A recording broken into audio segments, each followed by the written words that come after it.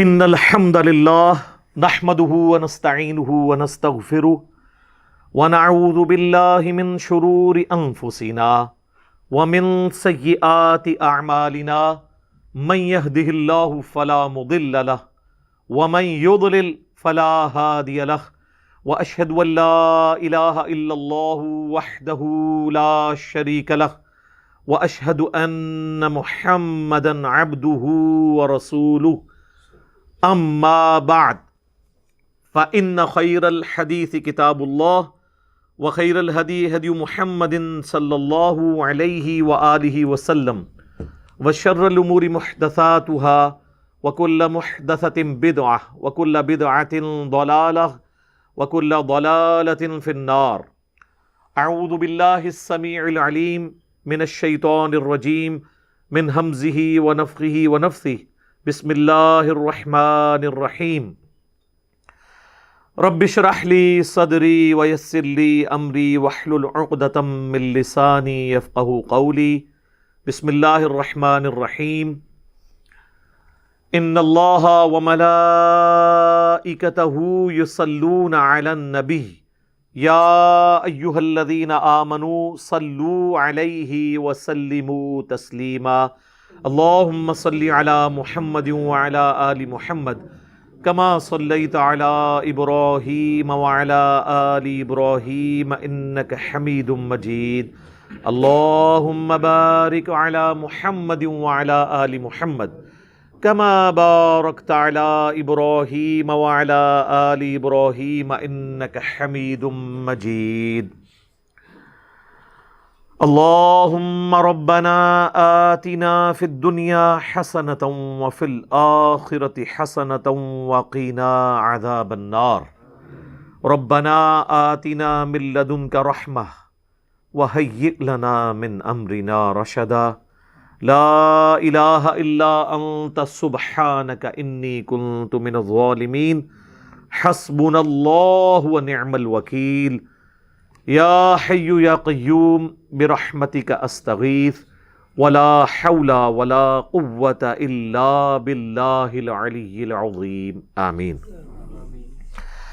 الحمدللہ آج 14 فروری 2021 کو سنڈے کے دن قرآن کلاس نمبر 67 میں ہم سورہ النساء کی آیت نمبر 25 سے آنورڈ سٹارٹ کریں گے انشاءاللہ تعالی. اعوذ باللہ من الشیطان الرجیم. بسم اللہ الرحمن الرحیم. وَمَن لَّمْ يَسْتَطِعْ مِنْكُمْ طَوْلًا أَن يَنكِحَ الْمُحْصَنَاتِ. تم میں سے جس کے پاس فائنینشلی طاقت نہ ہو کہ وہ آزاد عورتوں کے ساتھ نکاح کر سکے. المحصنات المؤمنات، مومن عورتیں. فَمِمَّا مَلَكَتْ أَيْمَانُكُمْ مِنْ فَتَيَاتِكُمُ الْمُؤْمِنَاتِ. تو جو تمہارے پاس کنیزیں ہیں، تمہارے قبضے میں لونڈیاں، ان کے ساتھ نکاح کر لے. آزاد عورت کی بڑی اہمیت تھی اس زمانے میں. آزاد عورت، ایک خاندانی عورت کا ملنا ایک مشکل کام تھا عرب کے اندر. ایون آج بھی اگر آپ سعودی عرب کے لوگوں سے پوچھیں، لوگ تو یہاں سمجھتے ہیں کہ عربی عورتیں کرتے رہتے ہیں، وہ چاند ایک امیر عربی ہیں. میرے بھائی عام جو عربی ہیں ان کو تو عورت ملتی ہی نہیں ہے جتنی ریکوائرمنٹ ہے. اتنے نخرے ہیں وہاں پہ عورتوں کے. تو اس زمانے میں آزاد عورت کے ساتھ نکاح تو یہ بڑا مشکل کام تھا. تو اللہ تعالیٰ نے فرمایا کہ جو لونڈیاں، جن کے بارے میں پچھلی دفعہ ذکر کر چکا ہوں، غیر مسلم مردوں کی وہ عورتیں جو میدان جنگ میں لڑنے کے لیے آتی تھیں، وہ عورتیں جو میدان جنگ میں آتی تھیں لڑنے کے لیے، تو ظاہر ہے اسلام میں تو آپ عورت اور بچے کو قتل نہیں کر سکتے میدان جنگ میں، تو ان کو پھر غلام بنایا جاتا تھا. جو ایک سسٹم چل رہا تھا آہستہ آہستہ ڈسکریج ہوا اور وہ ختم ہو گیا. تو وہ جو لونڈیاں ہیں ان میں سے کسی کے ساتھ نکاح کر لو. اور خود اللہ کے محبوب صلی اللہ علیہ وآلہ وسلم نے بھی سیدہ صفیہ جو لونڈی بن کے آئی تھیں نبی علیہ السلام کے پاس، یہودیہ تھیں، بعد میں مسلمان ہوئیں، ان کو آزاد کر کے آپ نے خود ان کے ساتھ نکاح فرمایا اور ان کی آزادی ہی ان کا حق میں ٹھہرا. تو جو غریب لوگ ہیں وہ لونڈیوں کے ساتھ نکاح کر سکتے ہیں اس کے لیے ضروری نہیں کہ وہ لونڈی کو آزاد کریں گے اگر وہ مالک نہیں ہے. مالک ہیں تو ظاہر ہے وہ آزاد بھی کر سکتے ہیں, اور اگر مالک نہیں ہیں تو جن کی وہ لونڈیاں ہیں ان کی اجازت کے ساتھ ان سے نکاح ہو سکتا ہے, لیکن پھر اس نکاح کے بعد اس لونڈی کا جو اوریجنل مالک ہے وہ اس کے ساتھ تعلق نہیں قائم کر سکتا کسی قسم کا. جس طرح کہ اس کی ایک نمائندہ مثال سیدنا عمار ابن یاسر کی جو والدہ تھیں سمیہ, اور والد جو تھے یاسر, یہ سمیہ جو ہے وہ ابو جہل کے چچا کی لونڈی تھیں. بڑا شریف آدمی تھا, اس کے مرنے کے بعد یہ ابو جہل کے قبضے میں آ گئے یہ لوگ, تو اس کے مالک کی اجازت سے حضرت یاسر نے ان کے ساتھ نکاح کیا, ان سے عمار ابن یاسر پیدا ہوئے, اور یہ دونوں ان کے ماں باپ اسلام کے پہلے شہداء ہیں, کیونکہ بعد میں جب چچا مر گیا تو ابو جہل نے قبضہ کر لیا ان کے اوپر, اور ان کے اوپر ظلم ڈھائے اسلام قبول کرنے کے سبب. تو لونڈیاں جو آپ کے قبضے میں نہیں کسی اور کی لونڈی ہیں, تو ایک غلام مسلمان ہے وہ دوسرے غلام کے ساتھ ظاہر شادی کرے گا, آزاد عورت اس کے ساتھ شادی کرنے کے لیے تیار ہی نہیں ہوگی, اور اگر کبھی ہو بھی گئی کسی مجبوری کی وجہ سے تو وہ پھر نکاح نبھ نہیں سکتا.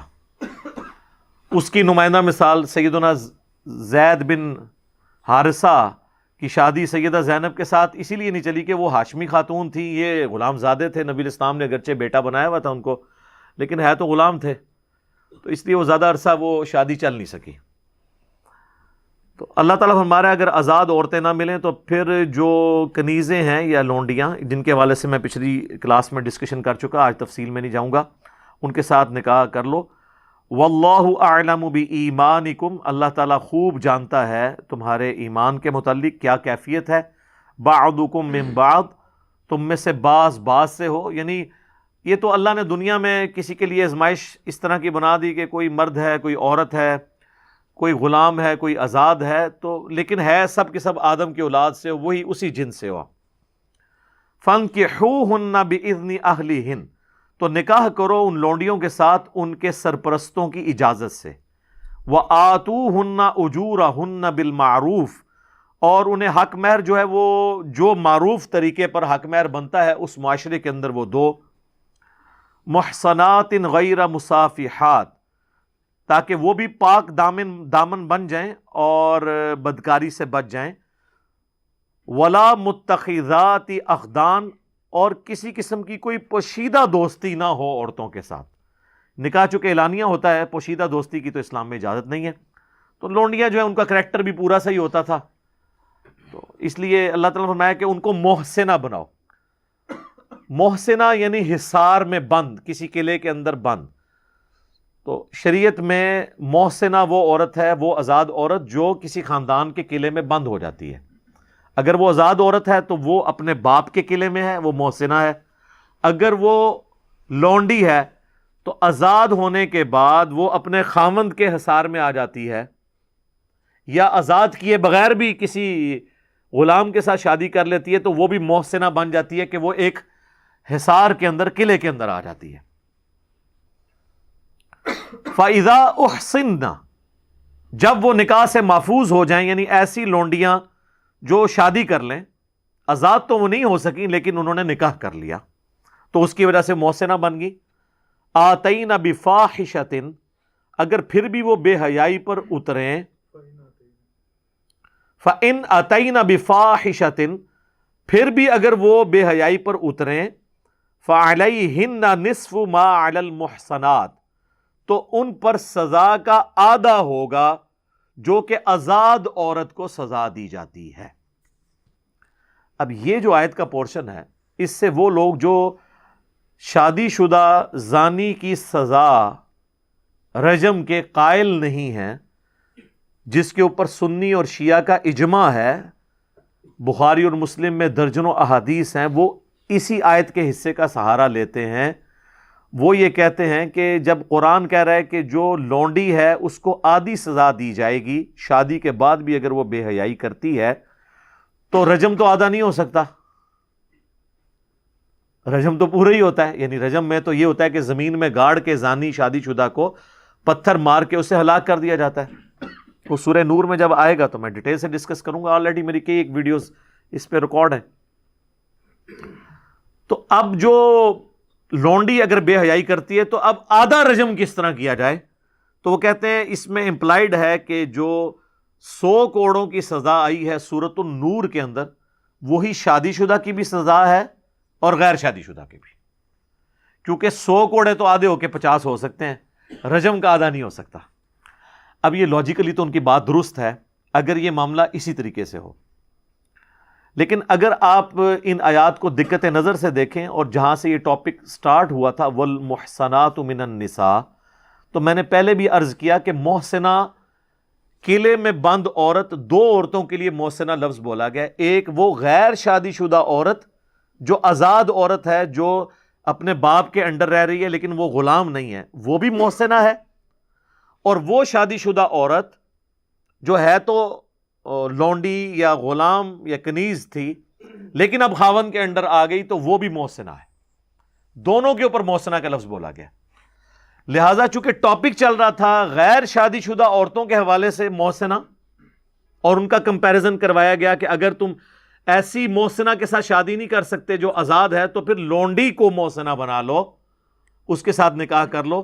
تو اب یہ کمپیریزن اس غیر شادی شدہ محسنہ کے ساتھ ہو رہا ہے، اس محسنہ کا جو کہ لونڈی ہے اور خاوند کے انڈر آ گئی ہے، یعنی یہ خاوند کے انڈر والی محسنہ بمقابلہ باپ کے انڈر رہنے والی محسنہ۔ تو اب آپ کو یہ بات سمجھ آئے گی کہ وہ غیر شادی شدہ محسنہ ہے جس کے بارے میں 100 کوڑے ہیں، تو اس کے آدھے اس کو لگیں گے۔ اگر کوئی لونڈی شادی شدہ کرے گی تو شادی شدہ لونڈی کو رجم نہیں کیا جائے گا بلکہ اس سے 50 کوڑے لگائے جائیں گے۔ اور اس وسوسے کا جواب جو غامدی صاحب کی طرف سے اٹھایا جاتا ہے یا امین احسن اصلاحی صاحب کی طرف سے کہ جی آدھا تو رجم ہو نہیں سکتا، تو یہ رجم کا تو اس میں تعلق ہی نہیں ہے، اس میں تو اس محسنہ سے کمپیئر کروایا جا رہا ہے جو غیر شادی شدہ محسنہ ہے۔ تو غیر شادی شدہ کے لیے تو ہم رجم کے قائل بھی نہیں ہیں، اس کے لیے سورۃ النور میں 100 کوڑوں کی سزا آئی ہے، اس کے ساتھ کمپیئر کریں گے تو 50 کوڑے بنتے ہیں۔ یہ میں نے یہاں پہ کلیئر کر دیا، باقی انشاءاللہ سورۃ النور میں جب جائیں گے تو تفصیل سے انشاءاللہ تعالیٰ اس کو ڈسکس کریں گے۔ فَعَلَيْهِنَّ نِصْفُ مَا عَلَى الْمُحْصَنَاتِ مِنَ الْعَذَابِ، وہ جو آزاد عورتوں کے لیے جو غیر شادی شدہ ہیں ان سے آدھا عذاب یعنی آدھی تکلیف 50 کوڑے انہیں دی جائے گی۔ ذَلِكَ لِمَنْ خَشِيَ الْعَنَتَ مِنْكُمْ، یہ لونڈیوں سے نکاح کی اجازت اس کے لیے ہے جسے خطرہ ہو کہ وہ بدکاری میں مبتلا ہو جائے گا، بشرطے کہ وہ اب نبھا بھی سکے شادی، یعنی اس کے فائنینشیل ریسورسز اتنے ہونے چاہیے۔ وَأَن تَصْبِرُوا، اور اگر تم صبر اختیار کرو گے، خَيْرٌ لَكُمْ، تو تمہارے لیے بہتر ہے۔ وَاللَّهُ غَفُورٌ رَحِيمٌ، اور اللہ تعالیٰ بخشنے والا اور رحم فرمانے والا ہے۔ صبر ظاہر ہے وہ تو میں نے پہلے بھی سورۃ النساء کے تعارف میں ڈسکس کیا تھا، صبر پھر یہی ہے جو صحیح بخاری میں حدیث ہے اور مسلم میں بھی موجود ہے، دونوں کتابوں میں ہے، متفقن علیہ ہے کہ اے نوجوانوں کے گروہ، جو تم میں سے استطاعت رکھتا ہے نکاح کرنے کی تو وہ نکاح کر لے۔ نکاح کرنا نگاہوں کو نیچا رکھتا ہے اور شرمگاہ کی حفاظت کا ذریعہ ہے، اور جو تم میں نکاح کرنے کی استطاعت نہ رکھتا ہو یعنی فائنینشیل استطاعت، تو وہ روزے رکھے اور اس کے ذریعے اپنے اس معاملے کو ایڈریس کرے، سیکس والے جو جذبے کو ایڈریس کرنے کے لیے وہ روزے رکھے۔ یرید اللہ لیبین لکم، اللہ تعالیٰ چاہتا ہے کہ شریعت کے احکام کھول کھول کر تم سے بیان کرے۔ وَيَهْدِيَكُمْ سُنَنَ الَّذِينَ مِن قَبْلِكُمْ، اور تمہیں اس راستے پر چلائے جو تم سے پہلے کامیاب لوگوں کا راستہ ہے، ان لوگوں کے راستے پر، ان کی راہوں پر۔ وَيَتُوبَ عَلَيْكُمْ، اور تم پر اپنی رحمت کے ساتھ متوجہ ہو۔ وَاللَّهُ عَلِيمٌ حَكِيمٌ، اور اللہ تعالیٰ علم والا ہے، حکمت والا ہے۔ یعنی اللہ نے اپنے علم اور حکمت کے ساتھ یہ شریعت کی پابندیاں لگائی ہیں، اور ان کا مقصد یہ ہے کہ تمہیں بھی اچھے لوگوں کے راستے کے اوپر چلایا جائے۔ یعنی جو بے حیائی والا ایشو ہے یہ بہت کریٹیکل ایشو ہے، اسی لیے آپ دیکھیں قرآن میں، سنت میں اس معاملے کے اوپر بہت سخت گائیڈ لائنز ہیں۔ اسلام کے جو پردے کے اور سیکس ڈسپلن کے احکامات ہیں وہ بہت سخت ہیں۔ واللہ یرید ان یتوب علیکم، اور اللہ تو چاہتا ہے کہ تم پر رحمت فرمائے، رحمت کے ساتھ متوجہ ہو تمہاری طرف۔ وَيُرِيدُ الَّذِينَ يَتَّبِعُونَ الشَّهَوَاتِ، اور جو لوگ خواہشات نفسانی کی پیروی کرنے والے ہیں ان کی تو خواہش یہ ہے ان تمیلوا میلا عظیما کہ تم بھی حق سے بالکل منہ موڑ لو اور ان کے راستے کے اوپر آ جاؤ، یعنی جو بے حیائی کا پرچار کرنے والے لوگ ہیں۔ آج کے ماڈرن دور میں جو بالکل سیکولر ہو چکے ہیں، مسلمانوں میں ہو چاہے کرسچنس کے اندر، وہ شریعت کو اپنے لیے لعنت سمجھتے ہیں۔ وہ کہتے ہیں پابندی انسان یعنی گلٹ کا شکار ہو جاتا ہے۔ اب جتنے اس قسم کے جو اسلام چھوڑ گئے ہوئے ہیں یا ایتھیسٹ ہو گئے ہوئے ہیں، عیسائیت کو چھوڑ کے ہو گئے ہوئے ہیں، آپ اگر ان کی ویڈیوز دیکھیں تو وہ بار بار یہی رونا روتے ہیں کہ ہم ہر وقت اسی چکر میں پڑے رہتے ہیں کہ کون سی چیز جائز ہے کون سی ناجائز ہے، اس کی وجہ سے ہم سائیکو پرابلم ہو گیا ہے ہمارے ساتھ۔ حالانکہ یہ سائیکو پرابلم نہیں ہے، بلکہ ان پابندیوں کے اندر اللہ کی رحمت چھپی ہے ہمارے لیے، اور ہم لاجیکلی اس کے اوپر ڈیبیٹ کر سکتے ہیں۔ مجھے بتائیں اگر اسلام کا سیکس ڈسپلن نہ ہو تو کیا میاں بیوی کامیاب ازدواجی زندگی گزار سکتے؟ تو انسان کو اللہ نے جانوروں کی طرح تو پیدا نہیں کیا، یہ تو ایک خاندانی نظام کو لے کے چلتا ہے۔ خاندانی نظام کے لیے یہ ضروری ہے کہ سیکس ڈسپلن ہو۔ اگر سیکس ڈسپلن نہیں ہوگا خاندانی نظام ٹوٹ پھوٹ کا شکار ہو جائے گا۔ خاندانی نظام دو چیزوں کے اوپر ہی ڈیپینڈنٹ ہے، جو میاں بیوی کا تعلق ہے وہ کس پہ ہے؟ نمبر 1 سیکس اور نمبر 2 اولاد۔ انہی دو چیزوں کی وجہ سے میاں بیوی کا تعلق قائم رہتا ہے۔ ان میں سے ایک بھی معاملہ ڈسٹرب ہو جائے تو علیحدگی ہو جائے گی۔ تو ظاہر ہے انسانوں نے کوئی جانوروں والی زندگی تو نہیں گزارنی، ایک خاندانی نظام کو لے کے چلنا ہے۔ جب خاندانی نظام کو لے کے چلنا ہے انہوں نے، تو پھر سیکس ڈسپلن بھی سخت ہوگا اور اس میں کسی قسم کی ٹالرنس نہیں ہوگی۔ پھر یہ حجاب، پردہ، یہ ساری کی ساری چیزیں ہوں گی، تو پھر شریعت کی پابندیاں بھی آئیں گی۔ اگر ایک مرد ایک سے زیادہ عورتوں کی طرف متوجہ ہوگا تو وہ اپنی بیوی کے ساتھ کیسے مخلص ہوگا؟ اور اگر ایک عورت ایک سے زیادہ مردوں کے ساتھ اٹیچ ہو جائے گی تو وہ کیسے مخلص ہوگی؟ یہ خاندانی نظام چل ہی نہیں سکتا۔ یہ ڈیپینڈنٹ ہے اس کے اوپر کہ میاں بیوی ایک دوسرے کے علاوہ کسی اور کی طرف متوجہ نہ ہو، تو اس کے لیے پھر سیکس ڈسپلن ہوگا، پردہ بھی ہوگا، آنکھوں کی حفاظت بھی ہوگی، جو سورہ نور میں آیا کہ مومن مردوں کو حکم دو کہ اپنی نگاہوں کو نیچا رکھیں، اور مومن عورتوں کو حکم دو کہ اپنی نگاہوں کو نیچا رکھیں۔ اچھا، یہ نگاہوں کو نیچا رکھنا یہ کئی فتنوں سے آپ کو آزاد کر دیتا ہے، صرف سیکس کے پوائنٹ آف ویو سے نہیں، دنیاوی خواہشات سے بھی۔ یہ جو لوگوں کو خام خواہ ہر چیز کو دیکھنے کی عادت ہوتی ہے نا، موٹر سائیکل پہ چلتے ہوئے بھی 50 جگہ وہ دیکھ رہے ہوتے ہیں، ٹھیک ہے، لوگوں کی گاڑیوں کو دیکھ رہے ہوتے ہیں کون سا ماڈل آیا ہے، نمبر پڑھ رہے ہوتے ہیں کیڑے شہر دی ہے، تو بس وہ اسی چکر میں ہی پڑے رہتے ہیں۔ یہ صرف بد نگاہی یہ نہیں ہے کہ آپ نے بے حیائی کے حوالے سے نگاہوں کی حفاظت کرنی ہے، بد نگاہی یہ بھی ہے کہ آپ خام خواہ لوگوں کی نعمتوں کے اوپر نظر رکھے ہوئے ہیں، اور آپ کے اندر خام خواہ کا وہ جیلسی فیکٹر پیدا ہو، اور اندر ہی اندر آپ کوڑتے رہیں، اور پھر اس چیز کو حاصل کرنے کے لیے آپ حرام اور حلال کی تمیز گنوا دیں۔ دنیا کے جتنے فتنے نا ان کا آغاز آنکھ سے ہوتا ہے، جتنے فتنے، خواہشات جتنی بھی جڑی ہوئی ہیں وہ آنکھ کے ساتھ ہے۔ تو نگاہوں کو نیچا رکھنا ہے۔ کہتے پہلی نظر معاف ہے۔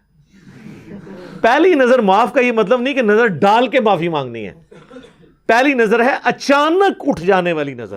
وہ مسلم شریف کے الفاظ ہیں، مولا علی کہتے ہیں کہ نبی علیہ السلام نے فرمایا کہ مجھے اللہ نے یہ حکم دیا ہے کہ اچانک جو نظر اٹھ جائے میں فوراً نیچی کر لوں۔ اچانک کا مطلب ہے کہ فوراً اٹھی۔ لیکن ایک شخص بازار میں جا رہا ہے اور آپ کو پتہ ہے یہ آنکھیں اللہ نے ایسی چیز بنائی ہے کہ بڑی دور تک آپ نہ بھی دیکھ رہے ہو آئیڈیا ہو جاتا ہے، اور اس کو پتہ چل گیا ہے سامنے سے اسلامی بہنیں آ رہی ہیں، تو اب یہ تو نہیں وہ دیکھ کے پہلی نگاہ کرے گا اور پھر نیت کرتا ہوں پہلی نگاہ کی اور پھر نیچے، نہیں، بس اس کا اس وقت پتہ لگ جانا ہی اس کی پہلی نظر ہو گئی۔ اب دیکھنے کے اوپر وہ اس کی دوسری نظر شمار ہوگی۔ اور جو بندہ نگاہوں کی حفاظت نہیں کرتا میرے بھائی، وہ جتنی مرضی نمازیں پڑھ لے، جتنے مرضی وظائف کر لے، وہ فتنے سے بچ ہی نہیں سکتا، کیونکہ اسلام کی ساری چیزیں جڑی ہوئی ہیں نا، ایک کے ساتھ کو ریلیٹڈ ہے نا۔ آپ نے وضو ہی نہیں کیا، آپ جتنی مرضی نماز پڑھیں آپ کی نماز ہونی نہیں ہے۔ آپ کہتے ہیں روحانیت آ جائے میں بے حیائی سے بچ جاؤں، گندے گندے خیالات، کہتے ہیں گندے گندے خیالات آتے ہیں، وہ کام ہی تمہارے ایسے ہیں کہ گندے گندے خیال آئیں. ایسے دوستوں کی صحبت چھوڑ دو، ایسے میگزین پڑھنا چھوڑ دو، ایسی ویڈیوز دیکھنا چھوڑ دو. جب آپ وہ اس ماحول سے ہٹیں گے خود بخود اندر کی تطہیر شروع ہو جائے گی، اور اس کے لیے پہلی شرط نگاہوں کی حفاظت ہے. تو اللہ تعالیٰ نے شریعت کی پابندی لگا کے بیسیکلی ہمیں دنیا کے اندر ہی آزاد کر دیا خواہشات سے. ورنہ یقین کریں کتنی عورتوں کے ساتھ آپ نکاح کر لیں گے یا تعلق قائم کر لیں گے، اس کا تو کوئی اینڈ ہی نہیں ہے. اس کا اینڈ یہی ہے کہ اخلاص کے ساتھ میاں بیوی آپس میں بانڈ رکھیں، نگاہوں کی حفاظت کریں، کوئی ایکسٹرا کوئی کسی قسم کا معاملہ سٹارٹ ہی نہ ہو تاکہ آگے معاملات چلیں ہی نہ. لہذا شریعت کی پابندی انسان کے لیے نعمت ہے. میں اکثر نمازوں کے اوقات کے بارے میں سوچتا ہوں کہ اگر نمازوں کے اوقات نہ ہوں تو جانوروں والی زندگی ہے انسان کی. جو لوگ نماز نہیں پڑھتے آپ دیکھیں ان کی کیا حالت ہوتی ہے. ان کو مغرب کے وقت نیند آئی ہے نا، سو گئے ہیں، اب جا کے رات کو 1 بجے آنکھ کھلی ہے، باقی سارے گھر والے سوئے ہوئے ہیں، اب وہ جاگا ہے، اب اس کو لگی ہوئی ہے بھوک، اب جائے گا فریج میں جا کے دیکھے گا، بجلی ہوگی تو چلو اوون میں کچھ گرم کر لے گا، پڑا ہوگا نہیں ہوگا تو وہ کھانے پینے کی طرف سے بھی ڈسٹرب ہوگا. اب رات کو 1 بجے جاگ گیا ہے تو اب نیند بھی نہیں آئے گی، اور فجر کی جیسے ہی اذانیں شروع ہوں گی نیند آ جائے گی. اور جب ناشتے کا وقت ہوگا وہ الٹا پڑا ہوگا، گھر والے ناشتہ کر رہے ہوں گے.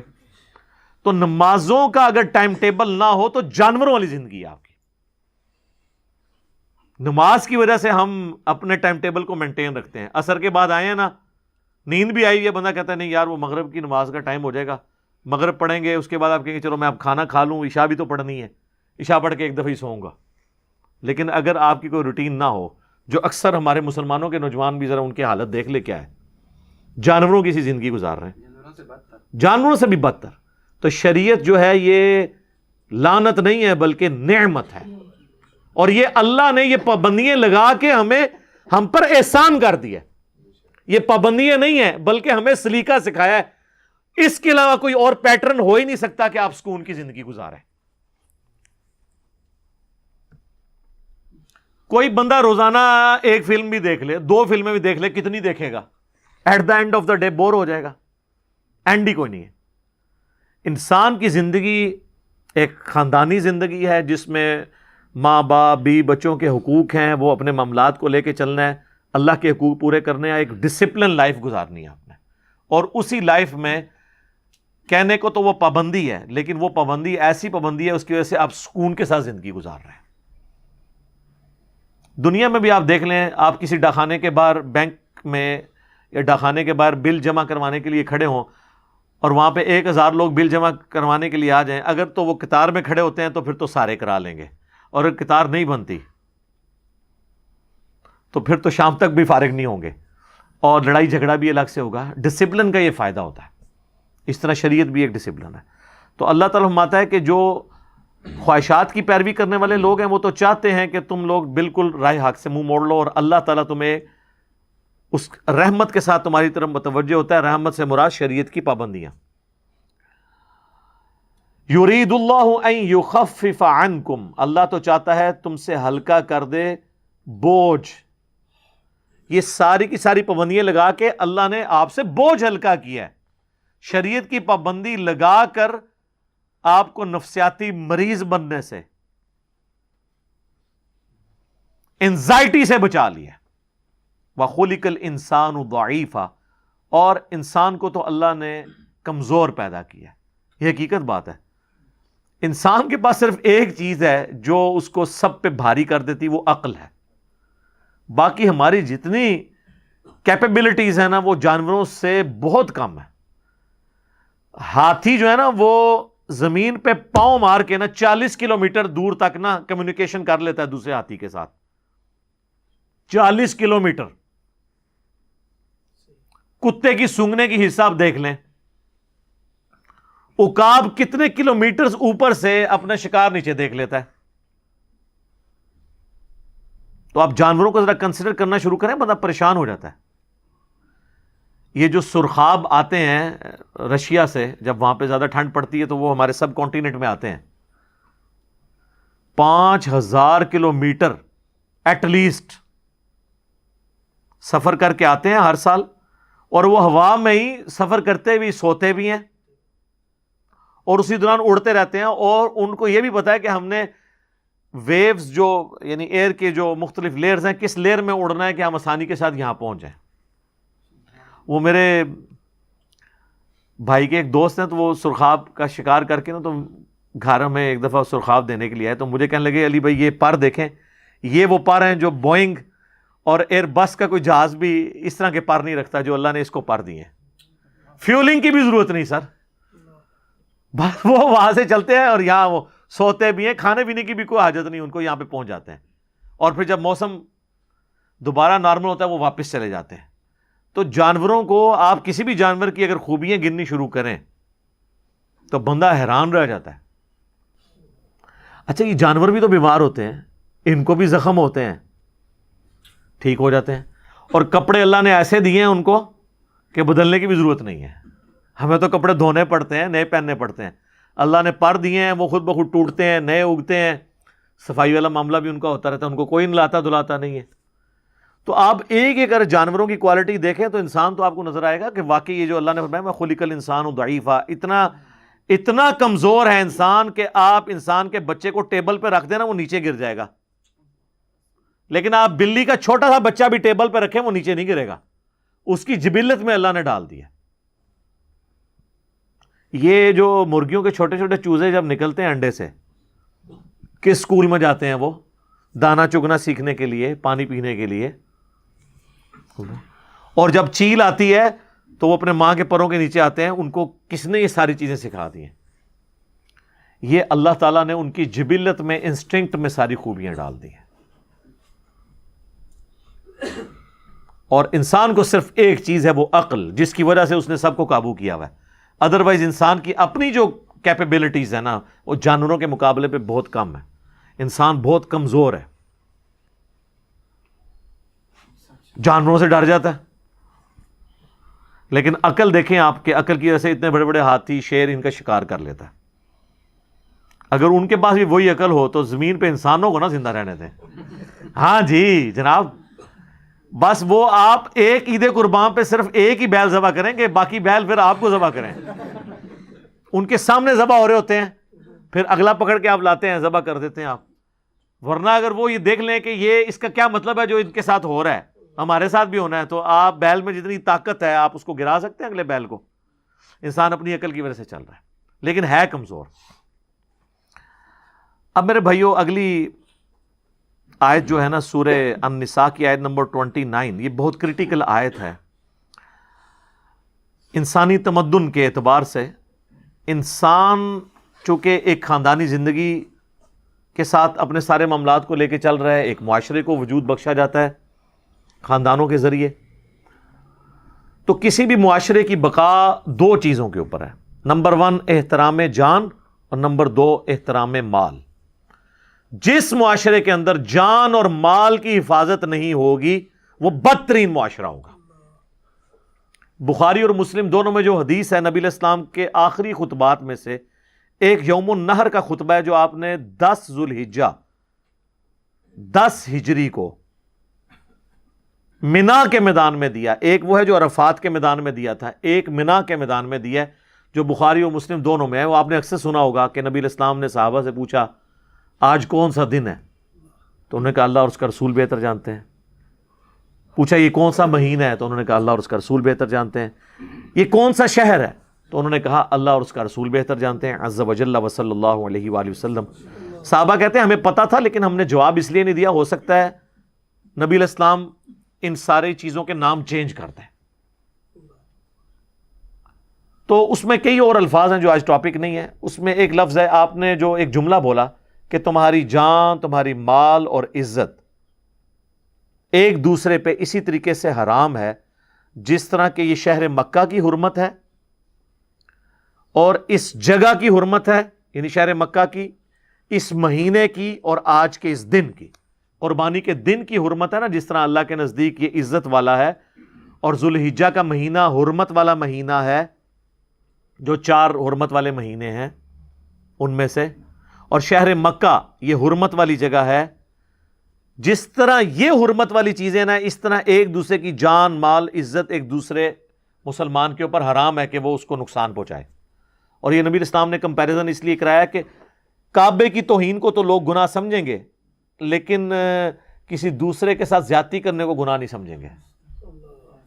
تو نبی اسلام نے وہ جو ایک کہتے ہیں نا پرورٹڈ قسم کی مذہبی نیچر ہوتی ہے نا، کہ صرف دین کے ظواہر کو لینا اور اخلاقیات کو چھوڑ دینا، اس کو آپ نے کنڈیم کیا کہ جس طرح تمہارے نزدیک یہ چیز بہت بڑا گناہ ہے کہ کعبے کی بے حرمتی کرو یا حرمت والے مہینے میں لڑائی کرو جو اللہ نے حرام کی ہوئی ہے، اور اس مقدس جگہ کی حرمت کو پامال کرو، یا آج کے اس عید کے دن جو 10 ذوالحجہ کا دن ہے، یوم النحر قربانی کا دن، اس کی توہین کرو، تو اللہ کے نزدیک تو اسی طریقے سے دوسرے کی جان مال عزت اور آبرو والا معاملہ ہے. احترام جان اور احترام مال کس نے سکھایا؟ نبی صلی اللہ علیہ وآلہ وسلم نے. تو احترام جان اور احترام مال نہیں ہوگا، معاشرہ قائم نہیں رہے گا. اسی کو سپورٹو وہ مولا علی کا قول ہے جو تواتر کے ساتھ امت نے نقل کیا ہے، کہ وہ کہتے ہیں کہ کوئی بھی معاشرہ بغیر مذہب اور دین کے تو چل سکتا ہے، لیکن بغیر انصاف کے نہیں چل سکتا. انصاف کیا ہے؟ کہ میری جان اور مال کسی دوسرے انسان سے محفوظ رہے، اور اگر میرے ساتھ کوئی زیادتی کرتا ہے تو جوڈیشری مجھے میرا حق دلائے انصاف کے ساتھ. جو ہمارے حکمران صرف باتیں کرتے ہیں جی عدالتیں آزاد ہوں، حالانکہ عدالتوں کو انہوں نے اپنا غلام بنایا ہوا ہے. ہاں، اگر کوئی دلیر قسم کا کوئی جج آ جائے تو پھر انہی سیاسی لیڈروں کو فکر پڑ جاتی ہے اور کہتے ہیں اس کو نوکری سے نکال دو، اس کے خلاف پراپوگنڈا چلاؤ، اس کو جیسے وہ مولوی گستاخ رسول ڈکلیئر کرتے ہیں نا، تو ہمارے جو پولیٹیشنز ہیں یا ہمارے اداروں کے لوگ وہ دلیر لوگوں کو نا جو ہے نا یہود و نصارہ کا انڈیا کا ایجنٹ ڈکلیئر کرتے ہیں. گالی وہی ہے، ذرا شکل دوسری ہے اس کی. مولویوں کے پاس گالی یہ تو نہیں ہوگی کہ انڈیا کا ایجنٹ ہے، وہ تو یہ کہیں گے کہ یہ یہود و نصارہ کا ایجنٹ ہے، قادیانیوں کا ایجنٹ ہے، گستاخ رسول ہے، یہ اس قسم کے الفاظ بولیں گے. لیکن ہماری سیاسی جماعتیں اور جو اختلاف رکھنے والے ادارے ہیں وہ دوسروں پہ ظاہر ہے یہ الزام تو نہیں لگائیں گے، وہ الزام یہ لگائیں گے کہ اس کی محب الوطنی کے اوپر ہمیں شک ہے، اس کے دشمنوں کے ساتھ روابط ہیں. تو جوڈیشری جس معاشرے میں آزاد نہیں ہوگی، یہ آج ہم یورپ اور امریکہ کی تعریفیں کرتے ہیں، حالانکہ وہاں پر کتنی بے دینیت ہے. صرف ایک چیز ہے وہاں پہ، انصاف ہے. یہ بات کرنا آسان ہے نا.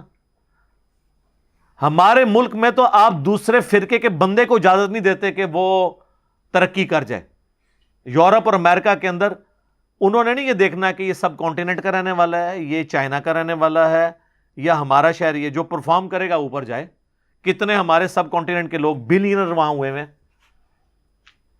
اور کوئی ان سے ان کی دولت ہتھیا نہیں سکتا، اغوا برائے تاوان نہیں کر سکتا. آپ ذرا امیجن کریں، ادھر یہاں حوصلہ ہے کسی میں؟ یہاں تو کئی ٹی وی چینلز والے ہیں، جب وہ ان کی مرضی کا کام نہیں کرتے تو ان کو فون کر کے کہتے ہیں جناب بعد آ جاؤ، نہیں تو تانوں قادیانی ڈکلیئر کرنے لگے سی. 2-4 ویڈیو چڑھانی نے نا، وہ اپنے آپ پروگرام ہی ڈیلیٹ کر دے گا اپنے. یہ ہتھیار کسی کے پاس یورپ اور امریکہ میں ہے کہ آپ کو قادیانی ڈکلیئر کرنے لگے ہیں؟ کر کے دیکھو، اگلے کورٹ میں جائیں گے ہرجانہ بھگتنا پڑے گا آپ کو. یہاں کوئی نہیں، سنوائی نہیں کہیں پہ، الزامات جھوٹے لگا دیتے ہیں. دیکھیں پولیٹیکل لیڈرز ایک دوسرے کے اوپر کس طرح الزام لگاتے ہیں. کہتے ہیں یہودی ایجنٹ ہے، دوسرا کہہ دیتا ہے کہ جی یہ جناب انڈیا کا ایجنٹ ہے، اور اسی طرح چل رہا ہے.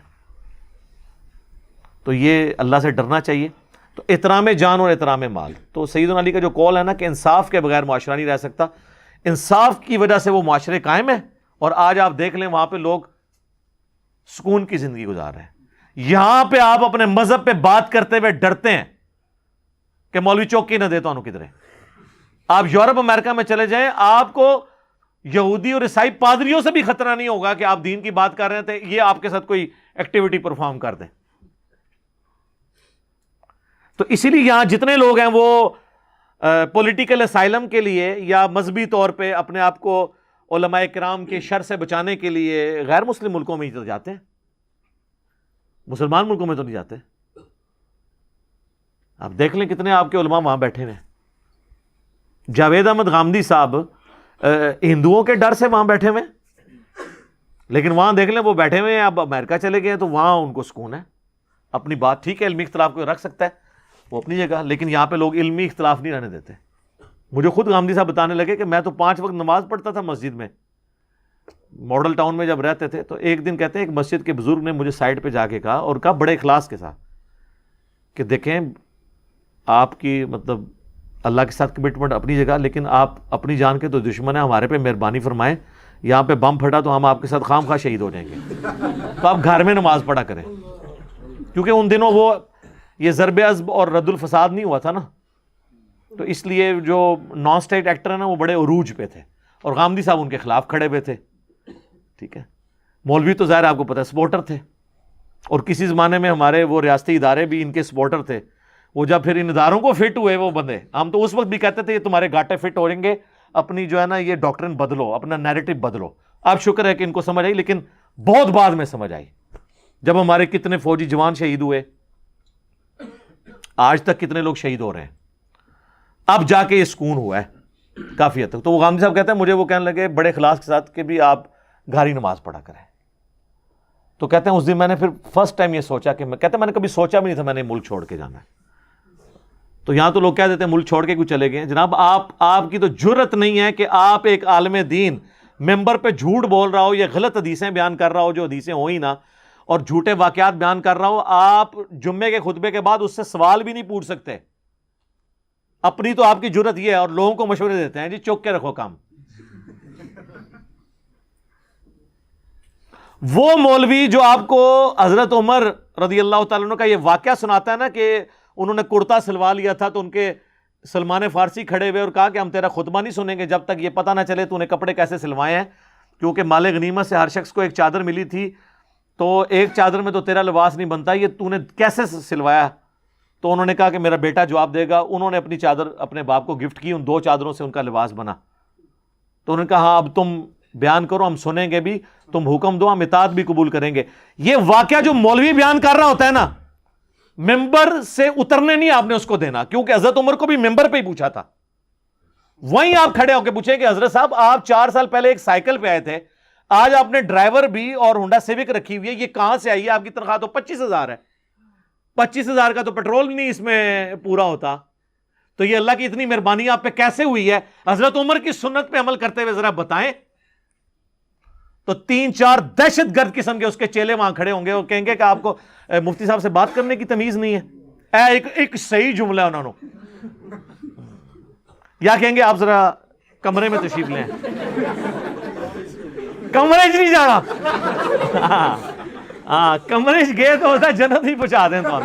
ہاں جی کمرے نہیں جانا. انہوں نے کو تقریر باہر کی تھی، جواب بھی باہر دو، کمرے نہیں جواب دینا. تقریراں کر دیو باہر ممبراں ہوتے ہیں تو جواب لینا سے کہا دیو کمرے چاہو توڑا اکرام مسلم کریے. تو سب کہانی ہے، یہ نہیں آپ کے اکاؤنٹیبل ہو سکتے. صرف آپ ان کی تقریریں سن لیں. اللہ کے نبی چٹائی پہ بیٹھتے تھے تو بھی بینا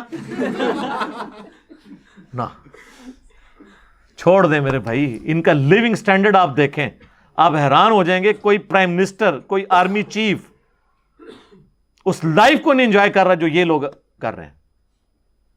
آرمی چیف یا پرائم منسٹر کی تو عزت لوگ اس کے عہدے کے دبدبے کی وجہ سے کریں گے، اور اتنا ہی عرصہ کریں گے جتنے دن ہے وہ. بعد میں آپ دیکھ لیں آج مشرف کا کیا حال ہو رہا ہے. لیکن علماء وہ ہیں جن کی لوگ اندر سے عزت کرتے ہیں اور مرتے دم تک کرتے ہیں، وہ ریٹائر بھی نہیں ہوتے. کیوں کہ وہ انہوں نے جو ان کو جنت میں لے کے جانا ہے نا، اتنی مت مار دی ہے یار انہوں نے. تو وہ بات کہاں سے کہاں چلی گی، چونکہ یہ آیت بہت کریٹیکل ہے. آیت نمبر 29 سورہ النساء کی، احترام جان اور احترام مال.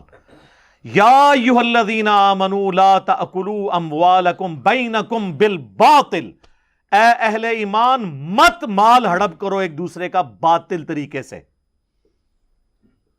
الا ان تکونوا تجارۃ عن تراض منکم، ہاں تم مل جل کر کوئی پارٹنرشپ کر کے تجارت کے ذریعے کوئی مال کماتے ہو کہ آدھا وہ پارٹنر ہے آدھا آپ ہیں اور کمائی ہوتی ہے، یا ایک سلیپنگ پارٹنر ہے محنت دوسرے کی ہے، سرمایہ اس کا تھا تو اب اس کی جو انکم ہے ظاہر ہے اگرچہ آپ کا سرمایہ نہیں تھا لیکن محنت تو آپ کی ہے نا. تو اب اس کے مال سے جو کمائی ہے وہ تو آپ کھا سکتے ہیں، وہ کاروبار ہے مداربہ یا مشارکہ کی شکل میں، ویسے نہیں کسی کا مال ہتھیا سکتے۔ وَلَا تَقْتُلُوا أَنفُسَكُمْ، اور مت اپنے آپ کو قتل کرو۔ یہاں اپنے آپ سے مراد ہے کہ ایک مسلمان کو مارنا گویا اس نے اپنے آپ کو ہی مارا ہے، اس نے اپنے معاشرے کا قتل کیا ہے، یعنی ایک دوسرے کو قتل مت کرو۔ ان اللہ کان بکم رحیما، بے شک اللہ تعالی بھی تو تمہارے ساتھ بڑی مہربانی فرمانے والا ہے۔ جب اللہ تمہاری نافرمانیاں دیکھ کر بھی تمہارا روٹی پانی بند نہیں کر رہا، تو تم بھی جو ہے نا انسان بن جاؤ، آدم کے بچے بنو، شیطان کے بچے نہ بنو۔ شیطان نے اپنی غلطی پہ جسٹیفیکیشن دی تھی اور آدم نے اپنی غلطی پہ معافی مانگی تھی، تو آدم کے بچے بنو۔ آدمی کون ہوتا ہے؟ جو آدم کی اولاد میں سے ہو۔ تو اللہ تعالیٰ بھی تو رحم فرمانے والا ہے۔ تو یہاں پہ احترام جان اور احترام مال آیا ہے، ایک دوسرے کو قتل بھی نہیں کرنا اور ایک دوسرے کا مال بھی ہڑپ نہیں کرنا۔ تو یہ بڑی کریٹیکل آیت ہے۔ اس آیت کے کانٹیکسٹ میں ایک حدیث ہے صحیح مسلم کے اندر، اب چونکہ اس آیت کے ساتھ وہ ریلیٹڈ ہے میں اس لیے بیان کر رہا ہوں۔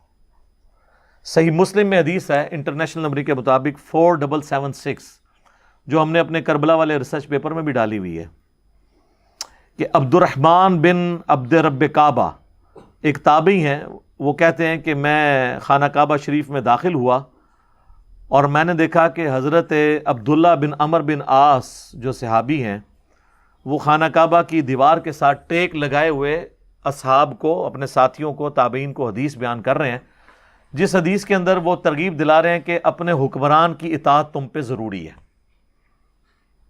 تو وہ بیٹھ کے حدیث سنتے رہتے ہیں۔ جب وہ حدیث بیان کر چکتے ہیں تو وہ تابعی عبد الرحمن جو ہے وہ حضرت عبداللہ بن عمر بن عاص سے کہتا ہے کہ یہ حدیث جو آپ نے یہاں بیان کی ہے کہ حکمران کی اطاعت کرنی ہے، کیا یہ حدیث آپ نے خود رسول اللہ سے سنی تھی صلی اللہ علیہ وآلہ وسلم؟ تو انہوں نے کہا ہاں، میری آنکھوں نے اللہ کے نبی صلی اللہ علیہ وآلہ وسلم کو دیکھا، میرے کانوں نے آپ سے یہ بات خود سنی اور میرے دل نے اسے یاد رکھا۔ اچھا، تو وہ کہتا ہے کہ آپ تو ہمیں یہ کہہ رہے ہیں کہ حکمران کی اطاعت کرو ہر حال میں، جبکہ آپ کے چچا کا لڑکا معاویہ ابن ابی سفیان جو اس وقت کے حاکم ہیں، ہمارے امیر ہیں، وہ تو ہمیں حکم دیتے ہیں کہ ہم ایک دوسرے کو ناحق قتل کریں اور ایک دوسرے کا مال حرام طریقے سے ہڑپ کریں۔ اور اللہ قرآن میں کہتا ہے، یہی آیت پھر انہوں نے پڑھی، لا تأکلوا اموالکم بینکم بالباطل الا ان تکونوا تجارۃ عن تراض منکم ولا تقتلوا انفسکم۔ اب ہم اللہ کی بات مانیں یا اپنے حاکم معاویہ ابن ابی سفیان کی بات مانیں؟ آپ ذرا لیول دیکھیں، یا تو مفتی کے سامنے کوئی حدیث بیان کرے نا تو وہ کتے کی طرح پڑھتا ہے آگے سے، یہاں ایک تابعی صحابی کو آیت سنا رہا ہے کہ سر جو آپ یہ بات کر رہے ہیں قرآن تو یہ کہتا ہے، ہم کدھر جائیں؟ فرق دیکھا؟ قرآن اسی کہتے ہیں کتابوں کو مانے، اس نے بابے کو نہیں مانا، اس نے کتاب کا حوالہ پیش کیا ہے اپنے سے بہت بڑے بابے کو، یعنی میں رسپیکٹ کے طور پہ یہ لفظ استعمال کر رہا ہوں۔ انہوں نے بھی آگے سے نہیں کہا تم توہین کر رہے ہو، تو وہ خاموش ہو گئے، اپنا سر جھکا لیا۔ تھوڑی دیر خاموشی کے بعد اب سوال ہی بڑا ڈاڑا تھا، ایک تو حکمران کی بات کی اور کہا کہ وہ آپ کا کزن بھی لگتا ہے۔ پھر انہوں نے سر اٹھایا، انہوں نے کہا کہ معاویہ کی اطاعت کرو ان کاموں میں جس میں اللہ کے حکم کے اندر اندر وہ حکم دے، اور جس میں وہ تمہیں اللہ کی نافرمانی کا کہے تم اس کی نافرمانی کرو۔ یہی ایٹیچیوڈ ایک مسلمان کا ہونا چاہیے، اور یہ صحابہ کا ایٹیچیوڈ تھا۔ بخاری اور مسلم دونوں میں حدیث ہے کہ نبی علیہ السلام نے ایک انصاری صحابی کو ایک لشکر کا امیر بنا کر بھیجا، اور اس حدیث کے راوی مولا علی ہیں رضی اللہ تعالیٰ عنہ۔ تو راستے میں اس امیر کو غصہ آ گیا، غصہ آیا تو اس نے ایک لکڑیوں کا بہت الاؤ الاؤ جلایا، بہت بڑا لکڑیوں کا آپ سمجھ لیں گٹھا جمع کر کے اس کو آگ لگائی، اور اس نے کہا کہ دیکھو نبی علیہ السلام نے مجھے تمہارا امیر بنایا اور امیر کی اطاعت واجب ہے۔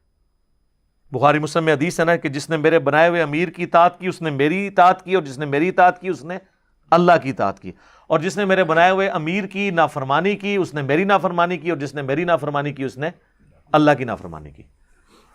تو اس نے کہا کہ میں تمہارا امیر ہوں اور میں تمہیں حکم دیتا ہوں کہ تم اس آگ میں چھلانگ لگاؤ. یعنی غصہ ٹھنڈا کرنا سی, انہوں نے وہ آگے سٹ رہے. اب وہ تو جناب آگے کو مقلد تو نہیں تھے نا سر, وہ یہ تو نہیں کہتے تھے کہ مفتی صاحب نے فرما دیا لاؤ چھال. انہوں نے کہا کہ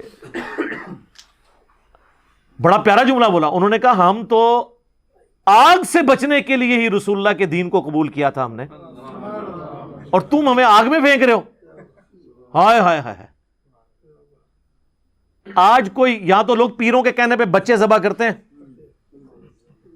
چلے بچے ذبح کرنا تو آپ کو یعنی ایک دم لگتا ہے کہ بہت بڑا جرم ہے.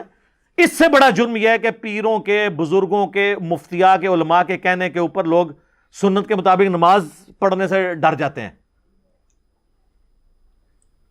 رسول اللہ کا طریقہ چھوڑ دیتے ہیں, لیکن وہ ہمیں نظر نہیں آتا. بچہ مر جائے تو نظر آ جاتا ہے. انہوں نے آپ کا ایمان بھی قتل کیا ہوا ہے, وہ ایمان ہم قتل کروا لیتے ہیں. وہ ٹھیک ہے جی, وہ جانے انشاءاللہ تعالیٰ وہ سنبھال لیں گے. وہ کی تو سامن گے تو ہم نال ہی لے کے جان گے جتنے انہوں نے آپ جانا ہے. ٹھیک ہے نا جی. تو خیر اسی دوران وہ آگ ٹھنڈی ہو گئی اور اس صحابی کا غصہ بھی ٹھنڈا ہو گیا.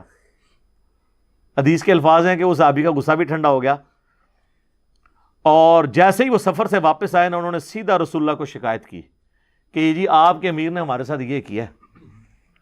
نبی علیہ السلام نے فرمایا اگر تم لوگ اپنے امیر کے کہنے پر اس آگ میں چھلانگ لگا دیتے تو جہنم کی آگ میں جا کے نکلتے سیدھے.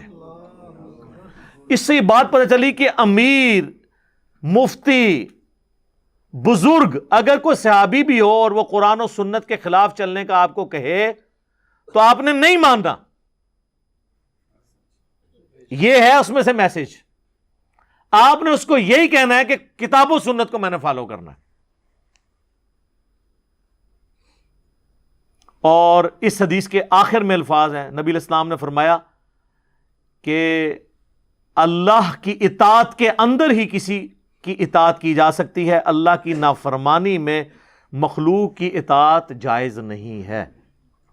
یہ سورہ لقمان میں بھی آیا نا, اللہ تعالیٰ نے فرمایا کہ اگر تیرے ماں باپ بھی تجھے کہیں نا کہ تو میرے ساتھ شریک ٹھہرا تو تو نے ان کا حکم نہیں مانا. حالانکہ ماں باپ کا درجہ اس کائنات میں اللہ رسول کے بعد سب سے بڑھ کر ہے کسی ایک انسان کے لیے حقوق کے اعتبار سے, لیکن وہاں کے وہاں نہیں. ایک اور حدیث ہے بخاری اور مسلم میں کہ مخلوق کی اطاعت معروف میں ہے, منکر میں نہیں ہے. بھلائی کے کاموں میں ہے, برائی کے کاموں میں نہیں ہے. اور یہاں پہ لوگ جو ہے نا وہ ان کو قرآن و سنت سے کوئی بات بتا بھی دیں, وہ کہتے ہیں نہیں انہوں نے فرما دیا. یہ سر یہ جو سلوگن ہے نا کہ مرنے سے پہلے اے مسلمان کر لے اس پہ غور, کتابوں کا خدا اور ہے بابوں کا خدا اور, اس کے بغیر چارہ نہیں ہے. کیونکہ بابے تو اپنا اپنا کام ڈالیں گے, بابوں کے شر سے بچنے کے لیے کتابوں سے جوڑنا پڑے گا, اور کتابوں سے آپ جوڑیں گے تو بابوں کے شر سے خود بخود بچ جائیں گے. اصل چیز یہ ہے کہ, اور پھر یہ بات لاجیکل بھی ہے, یہ بابوں کی عزت کیوں ہوتی ہے؟ اس لیے کہ یہ کتاب اللہ اور سنت پہ چلنے والے ہیں, اور اگر آپ کو بھی یہ چلنے سے روکیں تو پھر لا نہیں لینا چاہیے تھا بجائے ان کی عزت کرنے کے. عزت کی بنیاد ہی یہی تھی نا. عزت کی بنیاد کیا تھی کہ یہ جی قرآن پہ اور حدیث پہ چلتے ہیں, اور جو یہ کہ قرآن حدیث ڈائریکٹ نہ پڑھو گمراہ ہو جاؤ گے, پھر اس کے ساتھ کیا کرنا چاہیے؟ اکرام مسلم اس کا کرنا چاہیے نا. تو یہ جناب بڑا تلخ معاملہ ہے, لیکن میں نے اس کو اس لیے اس حوالے سے ایڈریس کیا تاکہ آپ کو یہ معاملات سمجھ آ جائیں کہ اطاعت امیر کی اس وقت تک ہے جب تک کتاب و سنت کے دائرے کے اندر ہے. وَمَن يَفْعَلْ ذَلِكَ عُدْوَانًا وَظُلْمًا, اور جو کوئی سرکشی اور ظلم کرتا ہے, فَسَوْفَ نُصْلِيهِ نَارًا, تو ہم عنقریب اسے آگ میں داخل کریں گے. وَكَانَ ذَلِكَ عَلَى اللَّهِ يَسِيرًا, اور یہ اللہ تعالیٰ کے اوپر بڑا آسان ہے. یہ قیامت مضمر ہے اس جملے میں کہ اللہ پہ یہ بڑا آسان ہے کسی کو آگ میں پھینکنا. اس کا مطلب آپ کو پتا ہے, آگ میں تو ہمارے لیے بھی آسان ہے, اگر آپ پاس اختیار ہے تو آپ پھینک دیں گے. یہ بیسیکلی اس نظریے کا رد ہے جو آج کل ایک ماڈرن ایج میں بہت بڑا فتنہ چل رہا ہے کرسچنس کی طرف سے. وہ کہتے ہیں جی مسلمانوں کا خدا جو ہے نا وہ عذاب کی ہمیشہ وعیدیں سناتا ہے اور ہمارا خدا تو آل لونگ ہے. خدا تو وہ ہوتا ہے جو ہر حال میں اپنی مخلوق سے پیار کرے. تو اس میں تو ظاہر یہ آیت نہیں بیٹھتی کہ جی اللہ پہ بڑا آسان ہے کسی کو آگ میں پھینکنا. انسان کے لیے تو اختیار بھی دیا ہو دل پسیج جاتا ہے. ہم تو ایک بلی کو نہیں آگ میں پھینک سکتے. اللہ کہہ رہے ہیں میرے لیے آسان ہے. یہ بتایا جا رہا ہے کہ اللہ تعالیٰ کے وہ جذبات نہیں ہیں. یہ جو لوگ اکثر کہتے ہیں نا جی اللہ ماں سے بھی 70 گنا زیادہ محبت کرتا ہے. اچھا تو اگلا سوال ہے کیا ابو جہل سے اللہ تعالیٰ اس کی ماں سے زیادہ محبت کرنے والا ہے؟ ابو لہب سے جو اللہ کے دشمن ہے اس کے پیغمبر کے دشمن ہے؟ نہیں. یہ ماں سے زیادہ محبت اس کے لیے جو واقعی کردار ویسا اڈاپٹ کرے گا. اور اللہ کے کوئی جذبات نہیں ہیں, یہ مخلوق کے جذبات ہوتے ہیں. وہ کہتے ہیں جی میری ماں کو اختیار دیا جائے تو مجھے کبھی دوزخ میں نہ پھینکے, تو اللہ کیسے پھینکے گا؟ اس لیے کہ اللہ ماں نہیں ہے, اللہ بوڑھی نانی اماں نہیں ہے, اللہ کے ویسے جذبات نہیں کہ وہ اپنے جذبات سے مغلوب ہو جائے. انسان اپنے جذبات سے مغلوب ہو جاتا ہے.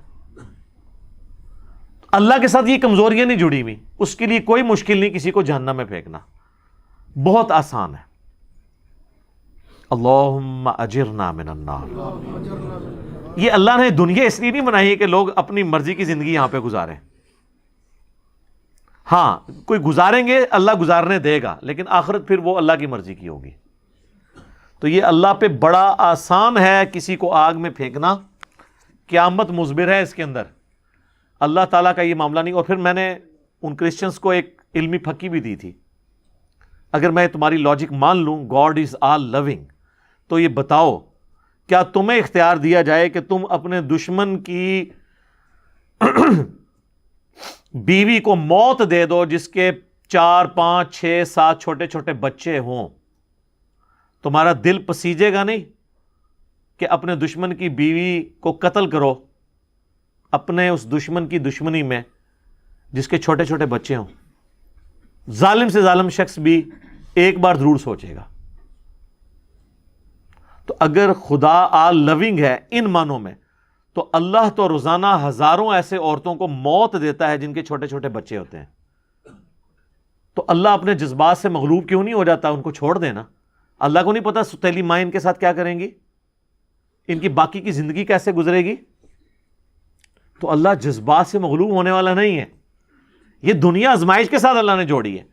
کسی کو دے کے آزمائے گا, کسی سے لے کر آزمائے گا. اور پھر دیکھیں یہ آزمائش اتنی بڑی رکھی ہے کہ جتنے بڑے بڑے لوگ ہیں نا ان کے ساتھ بڑی بڑی آزمائشیں ہیں.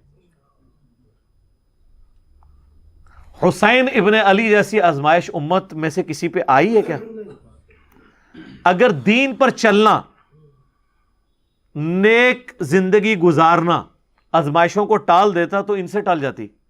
لہٰذا ہمارے یہ جو وائزین بھی کہہ رہے ہیں نا کہ جی آپ نماز شروع کر دیں, آپ نیکی کے راستے پہ آ جائیں, تو انشاءاللہ بھٹی کو بھی آگ لگائیں گے سونا ہو جائے گی. سر اس طرح کوئی نہیں ہوئے گی. وہ جو آپ کا مقدر ہے وہ آپ کو ملنا ہے. ہاں آخرت کی میں گارنٹی دیتا ہوں کہ جو آخرت ہے نا وہ آپ کی مرضی کی ہوگی اگر آپ نے دنیا اللہ کی مرضی کی گزاری. دنیا کی کوئی گارنٹی نہیں ہے, کیونکہ دنیا تو ان لوگوں کو نہیں ملی جو ہم سے بہت اچھے تھے. تو آپ کیوں ایسی امید لگائے ہوئے ہیں کہ آپ کو ویسی دنیا مل جائے گی؟ ہاں لیس للانسان الا ما سعی, انسان کے لیے وہ ہے جس کی وہ کوشش کرے. جو ہمارا مقدر ہے وہ تو ہمیں ملنا ہے, لیکن آخرت جو ہے نا وہ آپ کے ہاتھ میں ہے, دنیا کسی کے ہاتھ میں نہیں. آپ کوشش کریں, پرائم منسٹر بن بھی سکتے ہیں. عمران خان صاحب کوشش کر کے چلیں, پہنچ ہی گئے نا, لیکن طاہر القادری صاحب نہیں بنے. کوشش انہوں نے ان سے زیادہ کی ہے. ہم میٹرک میں تھے اس وقت انہوں نے خواب بھی ایک بیان کیا تھا جو کوئی نہیں پورا ہوا. اب تو وہ سیاست بھی چھوڑ گئے ہیں, باقاعدہ انہوں نے اناؤنسمنٹ کر دی ہے. تو یہ نہیں ہوتا کہ کوشش کرنے سے آپ کو وہ کچھ مل بھی جائے گا, نہیں بھی مل سکا. لیکن یہ آخرت جو ہے نا جی, یہ ایسی چیز ہے کہ اگر آپ دنیا میں کوشش کرتے ہیں آخرت گارنٹیڈ ہے انشاءاللہ تعالی. ہاں یہ اللہ نے اپنے پیغمبروں، یہ جو اللہ تعالیٰ بار بار کہتا ہے نا میں اپنے وعدے کی خلاف ورزی نہیں کرتا، اس سے مراد آخرت کے وعدے ہیں جو تم سے کیے ہیں نا. جو اوبیڈینٹ رہے گا، پیغمبروں کے ماننے والوں کو، پیغمبروں کی اطاعت کرنے والوں کو جنت، اور پیغمبروں کے نافرمانوں کو جہنم میں پھینکوں گا. یہ اللہ نے اسٹیبلش کرنا ہے. اسی کو میں کہتا ہوں کہ دنیا آپ اللہ کی مرضی کی گزاریں، آخرت آپ کی مرضی کی. لیکن اگر آپ نے دنیا اپنی مرضی کی گزاری تو پھر آخرت اللہ کی مرضی کی. اور اللہ کی مرضی کی آخرت یہ ہے کہ اس کا یہ تقاضا ہے عدل کا کہ وہ اپنے نافرمانوں کو جہنم میں پھینکے. اور یہ تقاضا حقوق العباد کے حوالے سے بھی اللہ پہ ہے. سیدہ سمیہ اور سیدنا یاسر کے ساتھ جو کچھ ابو جہل نے کیا ہے اور جس طریقے سے انہیں قتل کیا ہے، سیدنا یاسر اور سمیہ کو تو جنت میں جانے کا مزہ بھی تب ہی آئے گا جب وہ اسی لیول کا بدلہ ابو جہل سے قیامت والے دن لیں گے. تو مومنین کے دلوں کو ٹھنڈا کرنے کے لیے بھی مجرمین کو سزا دینا ضروری ہے. یہ صرف اللہ کی ریکوائرمنٹ نہیں ہے، اور یہ اللہ ہی ہے جو سزا دے سکتا ہے. ہٹلر نے 60 لاکھ یہودیوں کو، یا بہت محتاط اندازہ لگا لیں تو چلیں 6 لاکھ یہودی کہتے ہیں 60 لاکھ، باقی لوگ کہتے ہیں نہیں ایگزیجریٹ کے 6 لاکھ تھے. سر 6 لاکھ انسانوں کو بھی 100 فیکٹریاں بنا کے قتل کرنا، انوسنٹ لوگوں کو، صرف اس بنیاد پہ کہ وہ مذہبی ہیں. ہمارا ان سے علمی اختلاف یہودیوں سے اپنی جگہ. یہودیوں کو قتل اس لیے کیا گیا جس طرح آج جو کچھ ہمیں مسلمانوں کو وہاں پہ فیس کرنا پڑ رہا ہے نا کہ یہ مذہبی لوگ ہیں، آرتھوڈاکس ہیں، یہ اس ماڈرن معاشرے میں چل نہیں سکتے. یہودی بھی اس طرح بڑے مذہبی ہیں. ان کو اس وقت اس معاشرے کے لیے خطرہ سمجھا گیا. 100 فیکٹریاں بنائی گئی ان کو قتل کرنے کے لیے. ان کی عورتوں کو انٹر کرتے تھے، ایک طرف سے بال ان کے شیو آف کرتے تھے، ان بالوں سے نازیوں کے قالین بنتے تھے. دوسرے چیمبر میں جا کے انہیں بے ہوش کیا جاتا تھا گیس کے ذریعے. تیسرے چیمبر میں ان کو ڈالا جاتا تھا جہاں ان کا جسم پورا گل جاتا تھا، اور آخر میں ایک لیسدار مادہ نکلتا تھا جو وہ کھاد کے طور پہ استعمال کرتے تھے. انسانوں کو قتل کرنے کے لیے 60 لاکھ انسانوں کو، 6 ملین لوگوں کو قتل کرنے کے لیے فیکٹریاں بنائی گئی تھی. ظاہر اتنے بندوں کو مارنا، پھر اس کو ڈسپوز آف بھی تو کرنا ہے. دنیا کی کوئی عدالت ہٹلر کو 60 لاکھ دفعہ پھانسی چڑھا سکتی ہے؟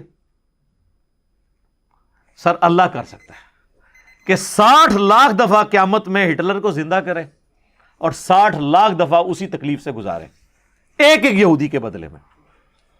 تو آخرت کی جو زندگی ہے اس کے بغیر دنیا کی زندگی کو سمجھنا مشکل ہے. اسلام کی ڈاکٹرن آخرت کے ساتھ جوڑی ہے. یہ اکثر لوگ کہہ رہے ہوتے ہیں نا جی اگر اللہ رزق دے رہا ہے تو تھوپیا میں لوگ بھوکے کیوں مر رہے ہیں؟ وہ اس لیے کہ آپ کی ذمہ داری اس نے لگائی ہوئی ہے. کسی کو دے کے ازمایا، کسی سے لے کے ازمایا. ہاں اگر دنیا کی زندگی ہوتی صرف، آخرت نہ ہوتی، تو پھر واقعی تھوپیا والوں کے ساتھ ظلم ہو رہا ہے. یا پاکستان میں عدالتوں کے غلط فیصلوں کی وجہ سے جن لوگوں کے ساتھ زیادتی ہو رہی ہے واقعی زیادتی ہو رئی ہے. لیکن اگر آخرت کی زندگی ہے نا تو سر پھر یہ آزمائش دنیا کی عارضی ہے. آخرت کی ہمیشہ کی زندگی میں کامیابیاں مقدر ہیں. صحیح مسلم میں حدیث ہے، عبداللہ بن عمر کہتے ہیں کہ نبی علیہ السلام سے میں نے خود سنا تھا کہ میرے غریب صحابہ میرے امیر صحابہ سے 40 سال پہلے جنت میں چلے جائیں گے. تو وہ غریب صحابہ کے ساتھ بیٹھا کرتے تھے کہ چلو ان کی صحبت ہے. ظاہر ہے آخرت کا دن 50,000 سال کا دن ہے، اس کے بعد جنت اور دوزخ کا فیصلہ ہونا ہے.